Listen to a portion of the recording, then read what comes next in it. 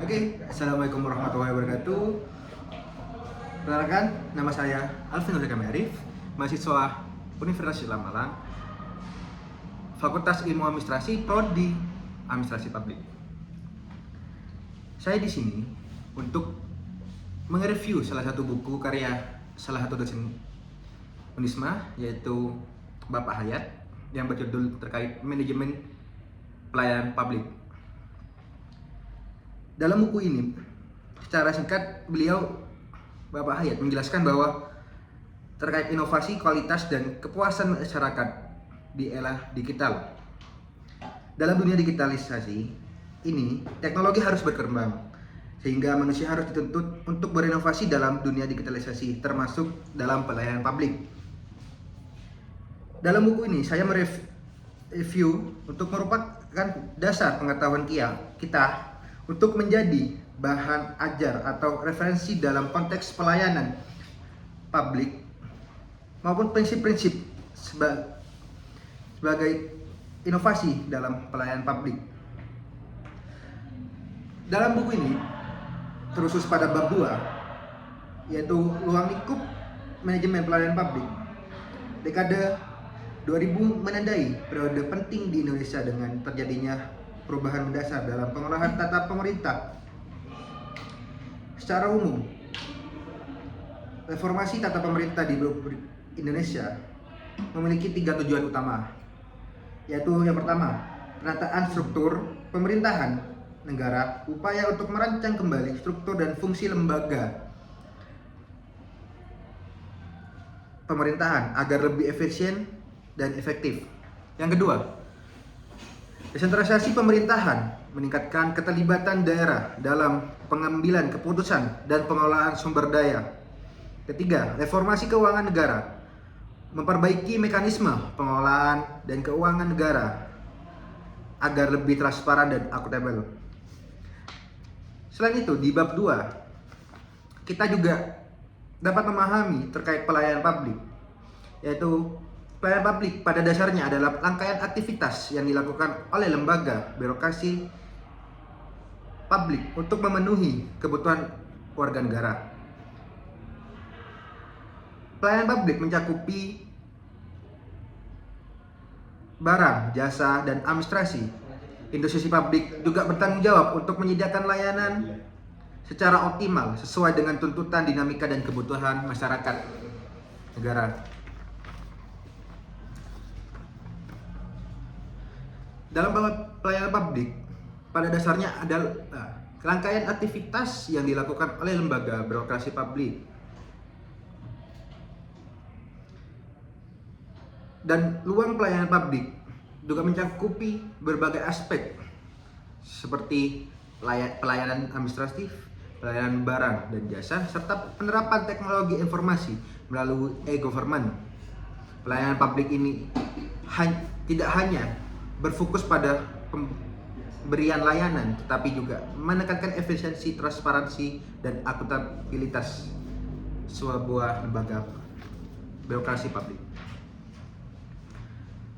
Selain itu, pelayanan publik juga berpacu pada kepuasan masyarakat, baik meningkatkan kepuasan warga negara dan juga memperkuat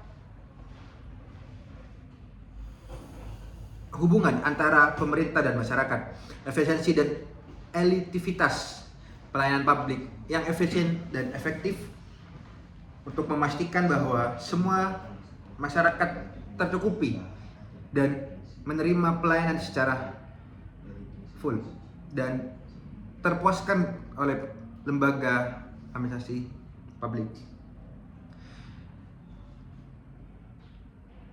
Langsung ke bab 3. Di bab 3 kita juga dijelaskan bahwa dasar hukum dan regulasi pelayanan publik. Dalam bab pertama di bab 3 atau pasal pertama di bab 3, yaitu dasar hukum pelayanan publik di Indonesia, itu tersebar dalam berbagai peraturan sektoral dan standar bervariasi, membuat pelayanan publik di Indonesia sulit untuk dikelola. Kondisi ini mendorong kebutuhan akan peneliti penelitian lebih lanjut untuk menemukan struktur hukum yang optimal dalam konteks administrasi negara. Meskipun pemerintah telah berusaha meningkatkan kualitas layanan melalui berbagai kebijakan seperti Instruksi Presiden Nomor 5 Tahun 1984 tentang penyederhanaan dan pengendalian perizinan usaha, Instruksi Presiden Nomor 1 Tahun 1995 tentang peningkatan mutu layanan aparatur pemerintah, dan Surat Edaran Menteri Koordinator Bidang Pembangunan Masyarakat dan Kebudayaan Nomor 56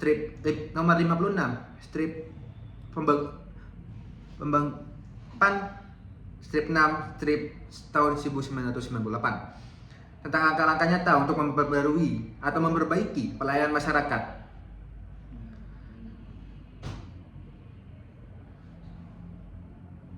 Tindakan lanjutan yang dilakukan melalui revisi-revisi dari keputusan seperti keputusan Menteri Pendayagunaan Aparatur Negara Nomor 18 tahun 93 tentang Panduan Tata Kelola Pelayanan Umum menjadi keputusan Menteri Pendayagunaan Aparatur Negara Nomor 63 tahun 2003 tentang Panduan Penyelenggaraan Pelayanan Publik.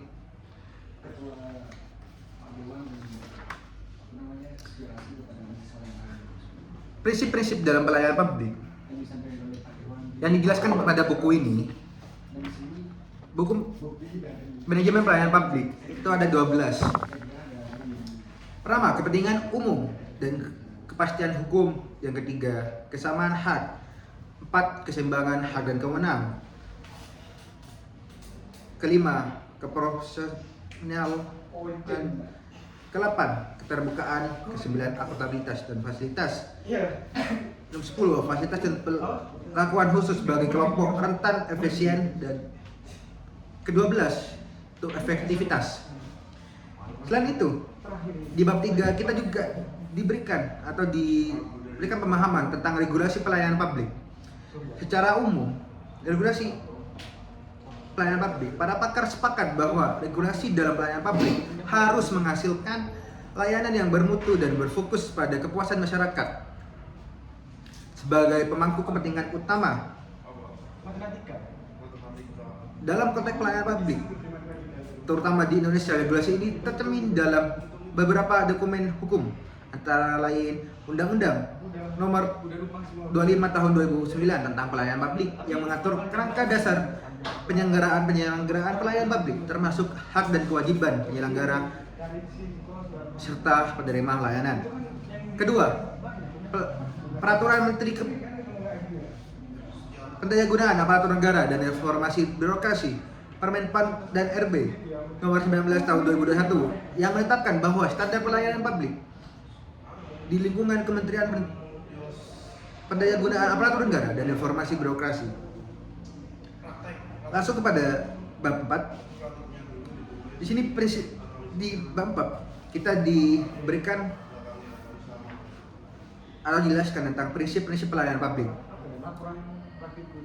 seperti kritik terhadap NPM, atau langsung menjelaskan kepada apa itu New Public Management atau yang biasa disebut NPM. Merupakan paradigma yang mengusung efisiensi dan efektivitas dalam pelayanan publik. Terinspirasi oleh praktik manajemen sektor swasta, namun NPM mencoba konteks negara berkembang. Ia sering bertentangan dengan tantangan kompleks di lapangan. Kekurangan pengalaman dalam mengadopsi praktik pasar dan keterbatasan dalam sumber daya manusia juga menambah kompleksitas dalam menerapkan NPM. Untuk mengatasi tantangan ini diperlukan pendekatan yang lebih sesuai dengan realitas negara berkembang, termasuk peningkatan kapasitas sumber daya manusia, pengembangan kerangka hukum yang lebih matang, dan pembangunan infrastruktur pasar yang lebih inklusif dan berkelanjutan. Pendekatan ini harus mempertimbangkan kondisi lokal dan memanfaatkan pelajaran dari negara-negara yang telah menghasilkan dan menerapkan New Public Management seperti Singapura dan menawarkan contoh bagaimana negara-negara berkembang yang mengatasi hambatan ini. Selanjutnya NPS atau New Public Service. Ide ini muncul pada tahun 1990 sebagai konsepsi baru dalam administrasi publik yang mencerminkan perubahan paradigma dalam perencanaan dan operasi organisasi publik. Penegasan NPS menekankan kerjasama, partisipasi masyarakat, dan pemberdayaan warga dalam pengelolaan pemerintah demokrasi, terutama dalam demokrasi, kesetaraan sosial, dan kepentingan bersama, dengan maksud untuk meningkatkan keterlibatan dan mempertanggungjawabkan sektor publik. Menurut Ansel dan Gas tahun 2008, penegakan NPS mencakup berbagai aspek penting secara komprehensif dan merupakan cara lembaga publik beroperasi dan berinteraksi dengan masyarakat. Menurut Ansel, ada 10 aspek penting dalam NPS. Yang pertama yaitu fokus pada pelayanan publik, yang kedua kolaborasi, ketiga pemerataan sosial, keempat transparansi, kelima inovasi, keenam efisiensi anggaran, ketujuh daya tangkap, kedelapan membangun kepercayaan, dan sembilan keberlanjutan, kesepuluh pengembangan keterampilan. Namun ada tantangan dengan NPS. Yang pertama, satu keamanan cyber, kedua kesenjangan digital, ketiga manajemen data, keempat keterlibatan warga, dan kelima aksesibilitas layanan. Pada bab 5 langsung di bab 4 bahwasanya yang menjelaskan fokus pada MM dan NPS. Langsung kita ke bab 5 ya. Di bab 5 kualitas pelayanan publik dalam Undang-Undang Nomor 25 Tahun 2009 tentang pelayanan publik. Pelayanan publik didefinisikan sebagai kegiatan atau serangkaian kegiatan yang bertujuan memenuhi kebutuhan pelayanan sesuai dengan ketentuan perundang-undangan bagi setiap warga negara dan penduduk atas barang, jasa, atau pelayanan administratif yang disediakan oleh penyelenggara pelayanan publik.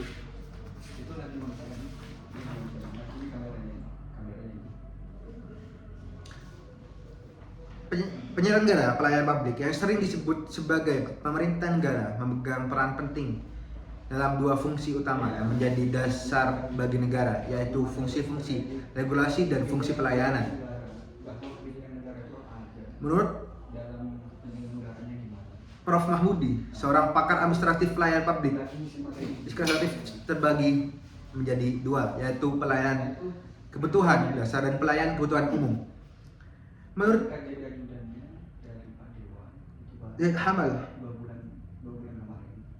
Parasuram, dan Berry tahun 2019 untuk mengatur kualitas pelayanan publik yang benar-benar dirasakan oleh konsumen atau masyarakat, terdapat indikator terletak pada 5 dimensi kualitas pelayanan, yaitu pertama, 1. Bukti fisik, 2. Kehandalan, 3. Daya tanggap, 4. Jaminan, dan kelima, empati.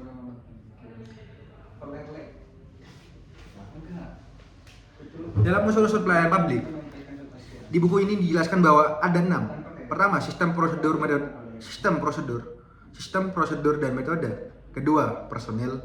Ketiga, sarana dan prasarana. Keempat, masyarakat sebagai pelanggan. Kelima, kejelasan informasi, dan keenam, kepuasan pengguna layanan. Faktor yang mempengaruhi pelayanan publik dalam buku ini dijelaskan bahwa faktor-faktor tersebut ada 9. Yang pertama, konsistensi dan kepercayaan. Kedua, responsivitas. Ketiga, kompetensi dan aksesibilitas. Keempat, kelima, kesatuan. Keenam, kredibilitas. Ketujuh, keamanan, ke-8 pemahaman terhadap pelanggaran, dan ke-9 aspek fisik trackable.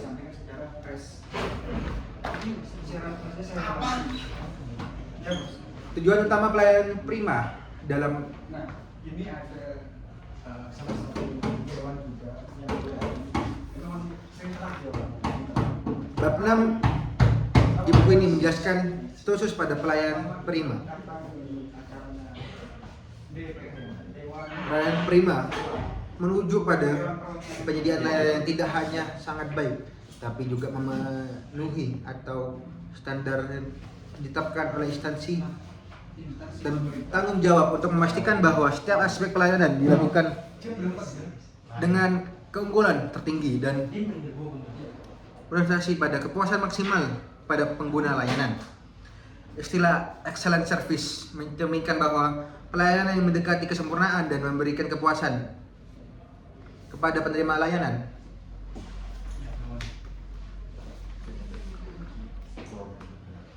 Pada bab ini juga dibagi atau dijelaskan tentang tujuan dan manfaat pelayanan secara prima. Tujuan utama pelayanan prima ini adalah memberikan layanan yang tidak hanya memenuhi kepuasan masyarakat, tetapi juga membangun kepercayaan terhadap layanan disediakan. Juga di bab 6 kita jelaskan tentang konsep dasar pelayanan. Konsep dasar pelayanan prima memiliki 3 aspek penting, yaitu 1. Konsep sikap, konsep perhatian, dan konsep tindakan. Dengan demikian, kualitas pelayanan ditingkatkan, tidak hanya memperkuat hubungan antara instansi pemerintah dengan masyarakat saja, tetapi juga mendukung pencapaian tujuan lebih luas melalui pelayanan yang prima.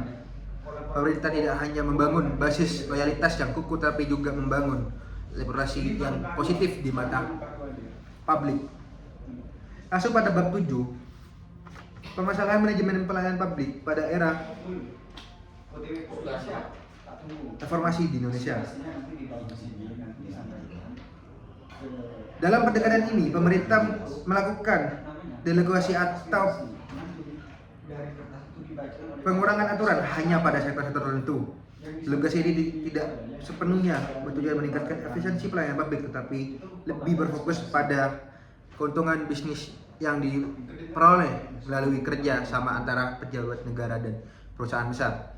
Namun, meskipun sudah sekitar 10 tahun sejak dimulainya era reformasi politik di Indonesia, setelah jatuhnya Presiden Soeharto pada tahun 1998, penyelenggaraan pelayanan publik masih menghadapi banyak tantangan. Ada beberapa permasalahan manajemen pelayanan publik yang signifikan di Indonesia. Beberapa di antaranya meliputi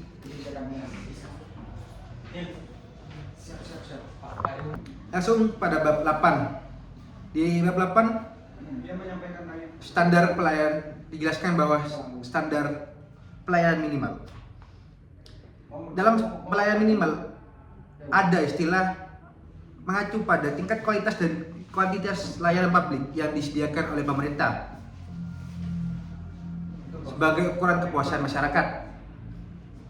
Beberapa sumber telah menjelaskan konsep ini sebagai berikut. Pertama, berdasarkan pasal 1 ayat 27 Undang-Undang Nomor 23 Tahun 2014 tentang Pemerintahan Daerah. Kedua, menurut pasal 1 ayat 7 dari Undang-Undang Nomor 25 Tahun 2009 tentang Pelayanan Publik. Dan ketiga, menurut pasal 1 ayat 6 Peraturan Pemerintah Nomor 65 Tahun 2005 mengenai panduan penyusunan dan penerapan standar pelayanan minimal. Ketiga, standar menurut pasal 1 ayat 6 ini, standar pelayanan minimal adalah peraturan yang menetapkan jenis dan kualitas. Selanjutnya di bab 8 juga kita dijelaskan bahwa komponen standar pelayanan minimal. Dalam pelayanan publik membutuhkan standar yang jelas. Penerapan standar pelayanan minimal atau SPM bertujuan untuk memastikan bahwa masyarakat dapat mengakses layanan dasar dari pemerintah, kabupaten, atau kota, atau daerah di kualitas yang telah ditetapkan. Standar pelayanan ini adalah kriteria yang harus dipenuhi oleh penyedia layanan. Setidaknya dalam standar pelayanan harus mencakupi beberapa komponen, yaitu pertama, tata cara pelayanan yang telah diatur oleh penyelenggara dan penerima layanan, termasuk prosedur atau SOP pengaduan. Kedua, batas waktu yang telah ditetapkan melalui atau mulai dari pengajuan permohonan hingga penyelesaian layanan, termasuk penanganan pengaduan.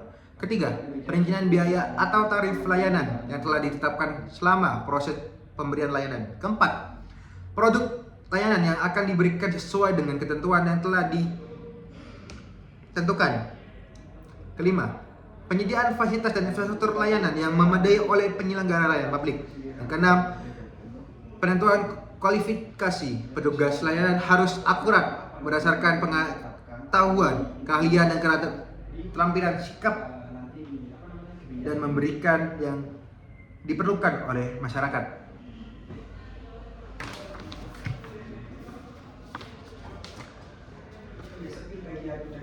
Di bab 8 juga dijelaskan bahwa terkait tujuan dan manfaat standar pelayanan minimal.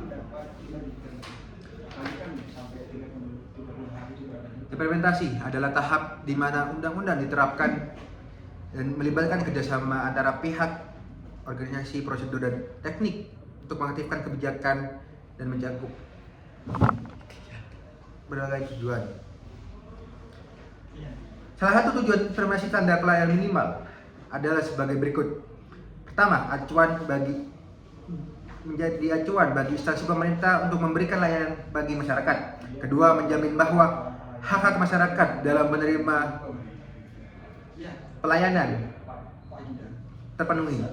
Ketiga, mendorong konsistensi dalam penyediaan layanan publik.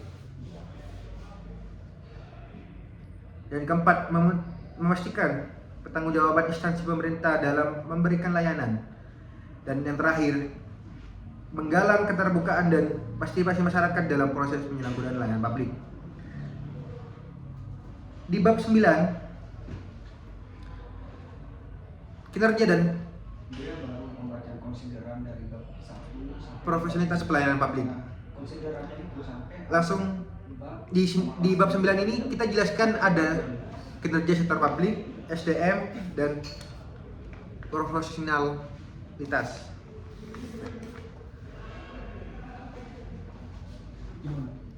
Pada kinerja sektor publik, pengukuran kinerja memiliki peran yang sangat penting dan mendukung pencapaian tujuan sebuah organisasi atau instansi publik. Dan pada SDM atau sumber daya manusia yang profesional, menurut Robin, tahun 2006 mendefinisikan kemampuan sebagai kapasitas individu untuk melaksanakan berbagai tugas dalam pekerjaannya. Ini mencakupi atau menunjukkan bahwa kemampuan seseorang dipengaruhi oleh kemampuan intelektual, kecerdasan, dan emosional maupun kemampuan fisik secara individual. Untuk mengukur kepuasan publik secara umum dengan menggunakan rumus sematika, yaitu kepuasan publik sama dengan pelayanan yang dirasakan atau pelayanan yang diharapkan. Bab 10 menjelaskan, buku ini pada bab 10 menjelaskan bahwa budaya etika dan kode etik dalam pelayanan publik. Pelayanan publik adalah fondasi utama mendukung kesejahteraan masyarakat yang tidak hanya tergantung pada metode efisiensi administratif atau kemajuan teknologi semata. Dalam salah satu aspek krusial yang juga harus diperhatikan adalah moralitas atau etika menjadi bagian penting dari setiap pelayanan publik. Dalam konteks yang serupa berkaitan tentang kesadaran moral dan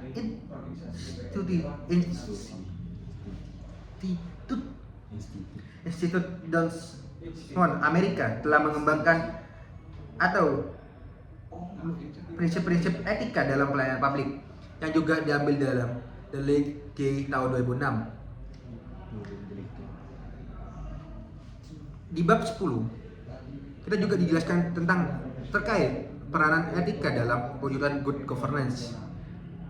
Oleh karena peran etika dalam pelayanan publik yang penting dalam mendorong terwujudnya good governance ketika tidak hanya mencakupi kepatuhan terhadap aturan yang ada, tapi juga membutuhkan komitmen yang kuat untuk menjaga integritas, transparansi, dan keadilan bagi semua aspek yang digunakan secara terbuka kepada masyarakat sebagai bentuk dari akuntabilitas kepada publik. Tulis nomor kayaknya. Selain itu juga ada integritas pelayanan publik. Integritas secara umum diartikan sebagai kesatuan atau keseluruhan. Menurut G tahun 2006, penulis secara spesifik menjelaskan bahwa integritas adalah prinsip hidup yang menekankan kesetaraan dan kerahasiaan antara pikiran, perasaan, dan tindakan yang sesuai dengan kebenaran. Selain itu juga dalam pelayanan publik juga meliputi berbagai kegiatan atau melingkupi semua kegiatan yang dilakukan oleh instansi atau lembaga publik untuk memenuhi kebutuhan masyarakat layanan, baik itu dalam bentuk inovasi, administrasi maupun jasa dan lainnya. Ketika dalam penggunaan atau menurut Rector tahun 2016, ketika sebuah layanan publik dijelaskan dengan sikap tertutup, dampak terkait sangat merugikan dan bagi kepercayaan masyarakat terhadap pemerintah dan lembaga publik yang menyediakan layanan tersebut. Penggunaan layanan publik memiliki harapan untuk mendapatkan informasi yang jelas mengenai kemajuan dan hasil pelayanan yang mereka terima.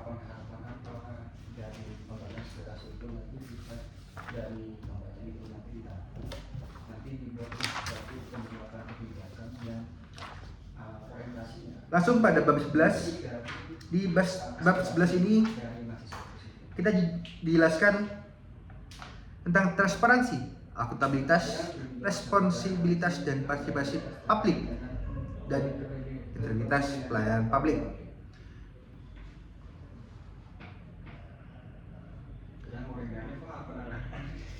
Langsung pada transparansi menjadikan semakin populer dalam evaluasi peradaban manusia karena masyarakat menekankan pentingnya keterbukaan dan bagi penyelenggara pemerintah atau pemerintahan yang kurang memprioritaskan keterbukaan pada masyarakat. Dalam konteks ini, pelayanan publik menjadi salah satu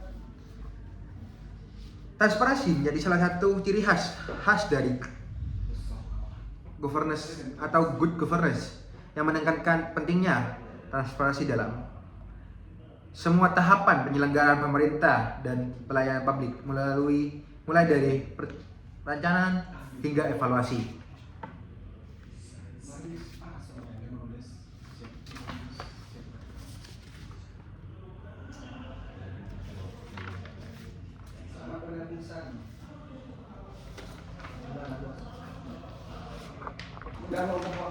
Dan langsung pada bab 12, inovasi dalam pelayanan publik. Pada bab 12 ini kita diberikan penjelasan terkait inovasi dalam pelayanan publik merupakan katalisis yang mengubah wajah layanan yang disediakan oleh pemerintah, bukan hanya untuk meningkatkan kecepatan atau kualitas layanan, tetapi juga tentang transparansi dan juga tentang transformasi cara pemerintahan atau lembaga pelayanan publik dalam berinteraksi dengan masyarakat. Inovasi memungkinkan pemerintah untuk berpikir di luar kebiasaan, menciptakan solusi yang tidak hanya efektif tetapi juga inklusif dan berkelanjutan. Pada bab 12 ini juga dijelaskan terkait paradigma inovasi pelayanan publik. Inovasi merupakan sebuah fenomena yang yang inovasi merupakan sebuah fenomena yang menandai munculnya sesuatu yang belum pernah terlihat atau dialami sebelumnya. Dalam kebaruan, inovasi dapat diartikan sebagai sesuatu yang memberikan perspektif baru atau memberikan solusi yang belum pernah dipertimbangkan sebelumnya. Dalam konteks ruang, apa yang dianggap inovatif itu di suatu wilayah mungkin sudah merupakan praktik standar di wilayah lain. Namun, dengan adanya kemajuan dari teknologi, informasi, dan komunikasi atau yang disingkat batasan geografi menjadi semakin kabur, inovasi dapat menyebar dengan kecepatan dan yang belum pernah terjadi sebelumnya. Selain itu, dalam bab 12 juga dijelaskan terkait klarifikasi inovasi pelayanan publik.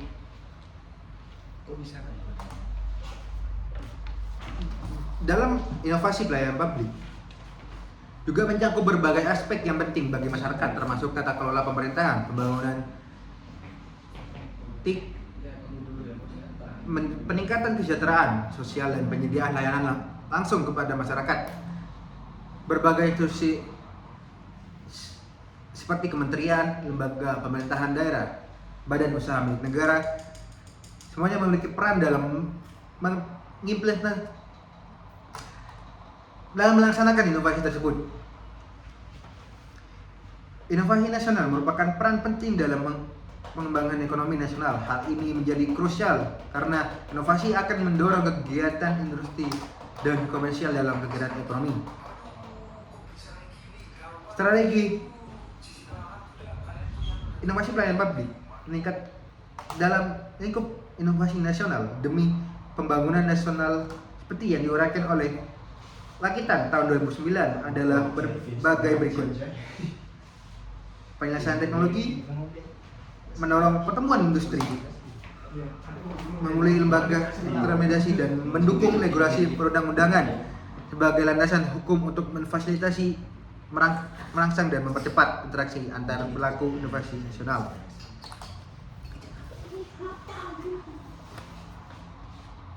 Dan yang terakhir di bab 12 yaitu kinerja dan kepuasan publik. Pandangan yang disampaikan oleh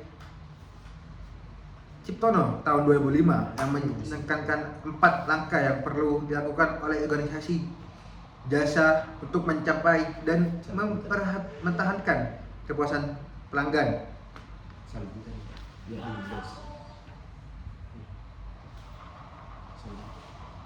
Dijelaskan dalam buku ini ada 4. Yang pertama, mengidentifikasi siapa pelanggannya organisasi.